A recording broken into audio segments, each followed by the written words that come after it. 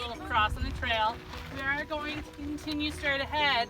But when you guys look at the rocks on the ground, you guys are all walking on this dirt and this ground. But where did this ground come from? Where did all this dirt and where did all these rocks come from?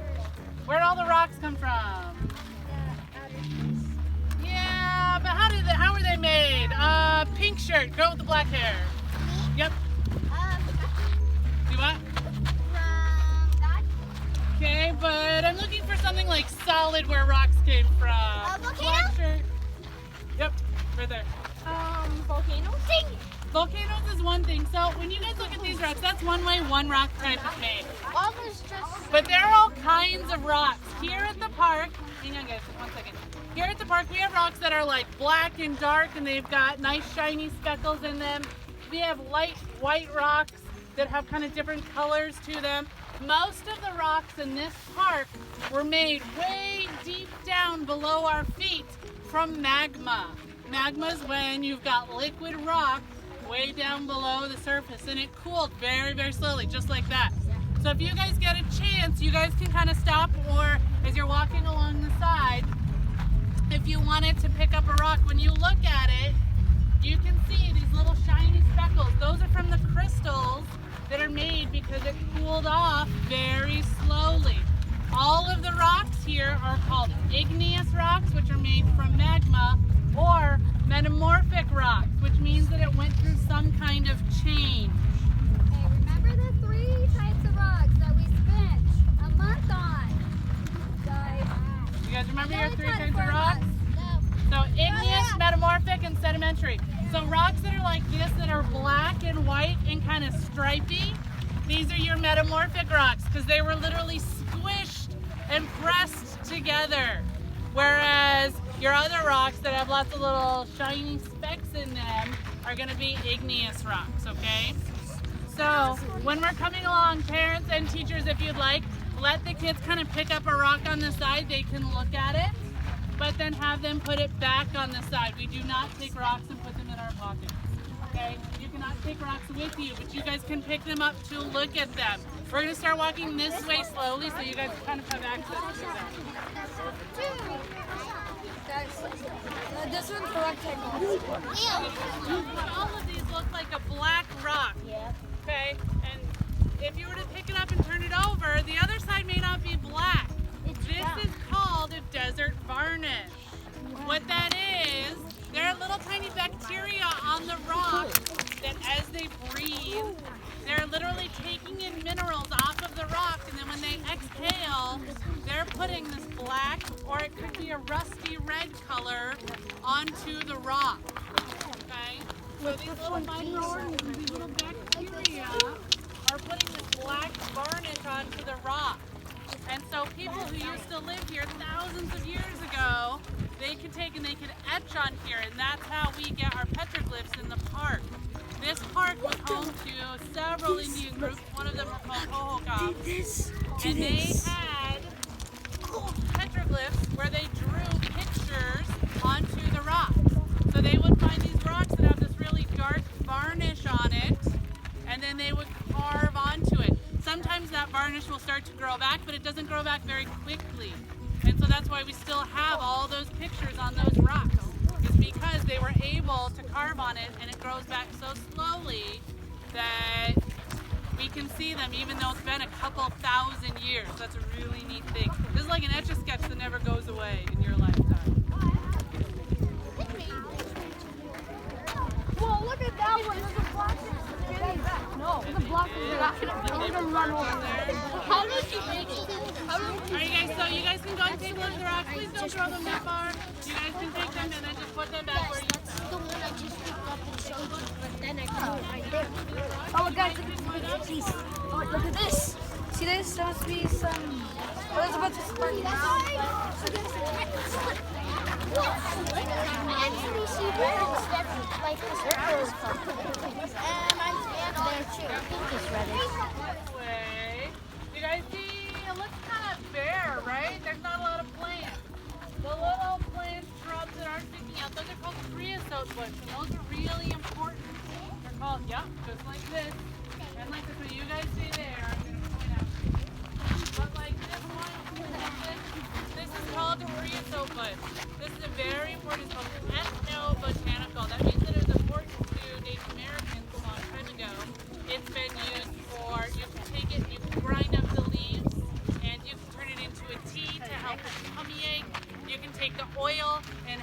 have sore muscles and you're really tired. This was used for a lot of medicinal purposes. But when you look up here, it's pretty bare, just kind of open rock. But then if you guys turn around the other way and you guys look this way, you will notice, right? You guys will notice kind of a line of trees. These trees over here, this line of trees, these green trees are called Palo Verde trees. But they're growing there because that is a wash. That means when water hits the ground and starts to flow down, we don't really get rivers here. We have water that sometimes falls, and when it all accumulates, it's going to run down this wash area. So water is going to move along the ground. Trees grow there because then they can absorb the water a little bit better. But then other things that we'll notice is it'll cut out when we start walking this way, start looking this way, and you'll notice kind of a canyon forms. And that formed because of the water. Water is a very powerful thing in the desert. It's what moves all the dirt and gravel and rocks around. That's called erosion. When you start to move rocks and dirt from one place to another, you have eroded the rocks and the dirt. So water is one of the main processes of erosion. So that's what's going to move stuff around. The other process is what you feel on your face right now, and that's called wind. When it's really windy, that can pick up dirt and blow it around. Okay? Think about this, in the Sahara Desert, one of the driest places on the entire planet, and just big sand dunes. Try to imagine that in your brain. When it gets windy, it picks up dirt and it blows it over to the Atlantic Ocean. And there's like centimeters of sand from the Sahara Desert every year deposited on the bottom of the Atlantic Ocean, just because of wind. That same process happens here. Wind picks up dirt and blows it around. So the dirt that's right here might wind up way out in Mesa, or might wind up way out in New Mexico, because the wind is going to pick it up and carry it away. They're big dens. What do you think lives there? Coyotes. What else? Mountain lion. Maybe a mountain lion. It could live there. I don't think we have one there, but it could. Bobcats could live there. What else? No. Just about anything, okay? Lots of animals.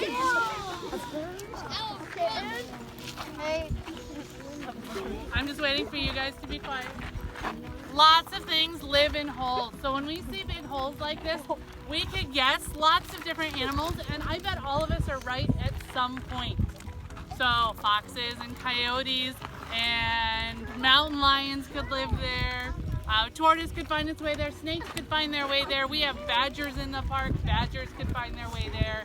Okay, but these really big holes, they make it nice and easy for an animal to live there. But if you're a really tiny animal, like a little snake or a little squirrel, that could be a really big hole. So we find lots of smaller holes on the ground. You guys probably saw a lot of those in the grass when we were walking over here. Okay, so big holes in caves like this are probably for bigger animals, and the small holes are for the smaller animals. Things with claws and paws that can dig at it are going to dig those holes, and then other animals like snakes can just move in there. A snake doesn't have arms and fingernails to dig a hole, so they're going to take over holes that are already there. And so when we see things like this, we know something probably created that, because there aren't just lots of holes all throughout there. So that was probably made by an animal, but it's a really cool. Anything else? Foxes? Bobcats, what else? Do what? Hummingbirds, we do have lots and lots of hummingbirds. So, okay, hands down for just a second. So, lots of things that we see around here are also little round-tailed squirrels. That's what's made all the holes in the grass area when we walk around. So all these animals can kind of be classified as either we see a lot of mammals, or we see a lot of ectotherms, which are animals that can't generate their own body heat. And those could be reptiles. That's mostly what we see. We do have a couple of amphibians. We have some frogs and some geckos that live here. But first thing I'm going to plot is, do you guys know what this came from? A coyote. This is nice and big. This is much, much bigger than a fox would be. Okay, this coyote skin came to us from Arizona Game and Fish Department. This coyote I believe was hit by a car. And so what they did is they saved the fur for us so that we can show you guys. I will bring this around. Do not move. Okay, I do ask that you guys stay seated. When I bring stuff around, I ask that you guys stay seated so that everybody can get a fair chance. Okay, I promise everybody will get a chance to see and touch everything. Okay, so I'm going to bring this around so you guys can feel it. Should I drive the car? Yeah, I just haven't liked it very much. What if we just turn it? Yeah, I felt a coyote along. Where is its tail? How come it? Oh my God! No, And everything. the first Well, so time you I've can ever see touched like a And coyote. Wester's its tail. Well, the tail isn't there, but his tail is here. He'd have a nice long tail, but we don't have one. I see its jawbone. Well, you see where his jaw would be. You don't see his actual bone.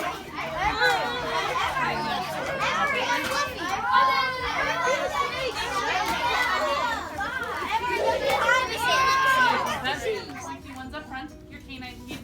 But then they also have molars, kind of like you do, your flat teeth in the back. When you look at your teeth. And so they can actually grind up things like plants. They will eat that creosote bush that we pointed out on the hike. These guys, if they're really hungry or if they have a tummy ache, they'll take and eat that creosote bush and grind up those leaves, and that helps their tummy if it starts to hurt a little bit. But they'll also eat berries and fruits off of a cactus. They'll eat just about anything if they're really hungry, but they do love to eat meat. So these guys will eat squirrels and rabbits and snakes. And what it does is these guys help keep that population down. Because otherwise we would have rabbits and squirrels everywhere, and we'd have holes everywhere. And it seems like we have a lot of holes. But if we had even more holes, you guys wouldn't be able to even walk to the playground without tripping. Okay? And so these guys help keep those populations down, and that's really their job. Yep, do you have a question? Nope, coyotes will not eat you. These guys are about as big as like a German Shepherd dog. Any of you guys ever seen a German Shepherd or a Husky? Yeah. Okay. I mean, if you made a real these are all from our snakes. These are all from our snakes in the nature center. They shed every time they grow.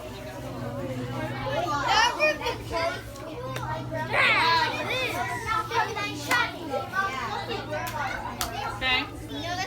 So every time a snake grows, they have to shed their skin. And so what they do is they kind of scratch. It's kind of like, anybody ever had a sunburn? You guys had sunburns? Yeah. When they get itchy and red and then they start to peel because your skin is literally burnt off, then that's almost like, it's the same peeling process where it gets itchy and so you rub it. What these guys do is they take their head, and this is where their head is.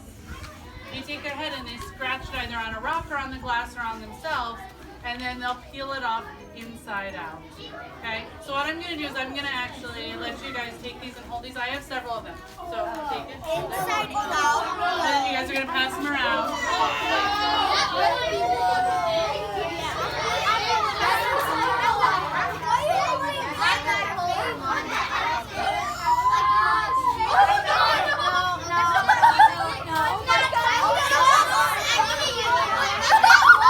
Maya.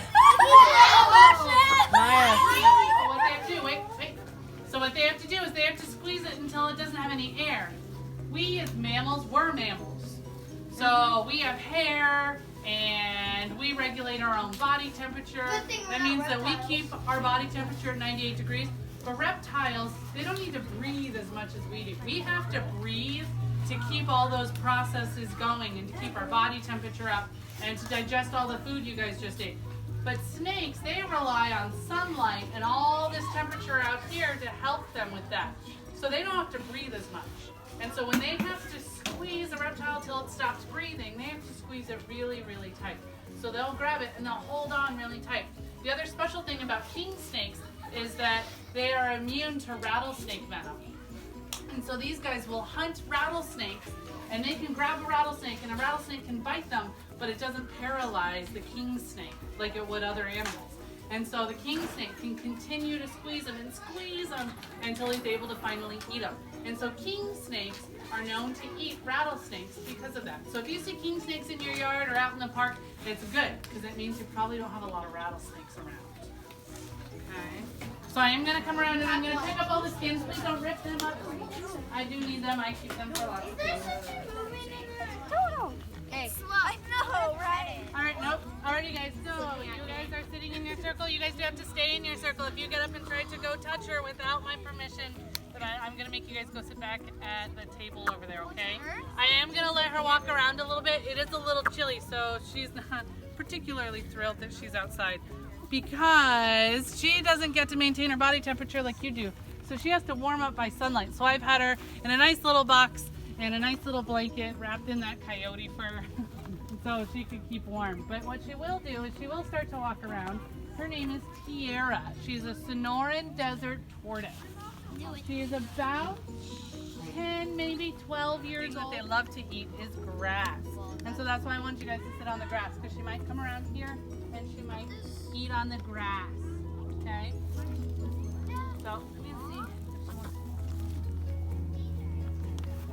And when they come out, they'll eat on grass, but they also love flowers, prickly pear. They love to eat new prickly pear pads and prickly pear fruit. And so they'll go up and they'll chomp it with their big mouth. They'll take it and they can eat it spines and all. They don't need those spines ripped off for it. It doesn't hurt. They have a really nice, big, thick tongue. So those spines, they can kind of take that and chew it up, and their tongue isn't going to be hurt by those spines. Yep. So she's going to slowly start to kind of wake up. Are you going to So you wouldn't want to touch her on the feet, okay? And I know that I'm going through and doing this, but if you guys start scratching at her, she can feel every time you touch her, even on the shelf. And if she gets really nervous because too many people are grabbing her, that's why we only touch the back of the shelf, okay? Because we don't want to make her too nervous. But I will bring her around so you guys can pet her all the way on the back.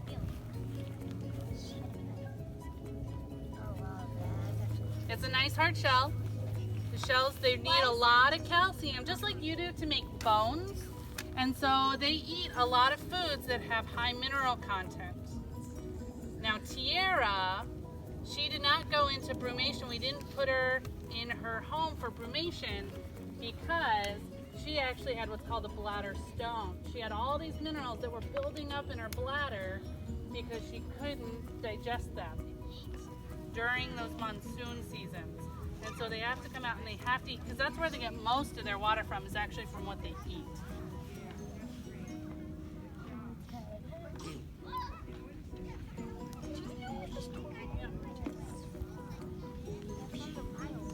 Question?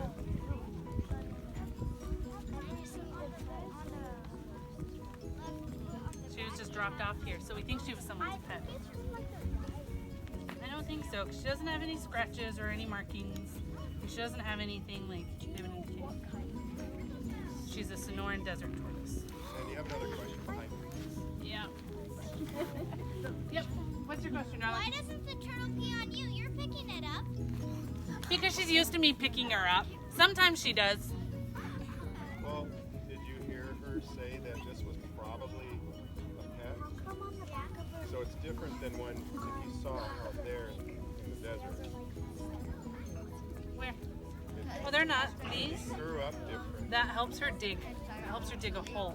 So her claws get really long, and these scales help her so that she can throw the dirt behind her. So she can make a tunnel that's about 15 feet long.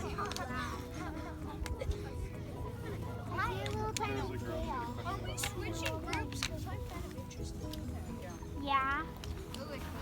Alrighty, guys, so they can live just as long as people do. Okay? They can, if you wind up getting a desert tortoise as a pet, they can last with you forever. Okay? And so you want to make sure that you have a nice, good home for them. There are a couple different kinds of desert tortoises here in the Sonoran Desert. She is an Agassiz desert tortoise, and there is another desert tortoise that's right on the border of Arizona and California, and that particular population is considered an endangered tortoise population. And so they're protected by the federal government and the state government. In the state of Arizona, because a lot of people can't distinguish, well, what does this desert look different from the ones that's on the border of Arizona and California? So the state of Arizona itself is kind of protected tortoises. So you are not allowed to pick them up, you're not allowed to take them home, you're not allowed to raise a wild tortoise as a pet. So what we're going to do is we're going to talk about all these different kinds of animals, and I have examples of just 3 of the animals that we're going to see at the park. So one of them, do you guys know what this is? Coyote. It is a coyote. So this is a coyote. This is one of the main predators here at the park. So what's You have an alligator. Let's say you have a snake. So write each of the different, they're plastic. Good, okay. So you see what they are, and also there will be other things, other living things in your park. So we want you, and then once you have spotted the items, let's say you've got 3 snakes, so number of individuals in that snake, in that species. We're just on the front page. On the front page that has your name on it. Everything's on the front. Okay, everybody on the front page? Front page, everyone. I don't know. Doesn't matter, you can write after lunch. Okay? Or that this is your second activity. Then you're going to measure this item. See how long it is. Each group will have 1 ruler to share. So we have 7 rulers because we have 7 groups. And then after the measurement, if there's anything besides that that you observe, like let's say you have 1 of the same species, let's say they're all a different color. Okay? Listen. So you'll start with 1 stick. And as soon as you catch it with 1 stick, we'll go to 2 sticks. And then it gets interesting.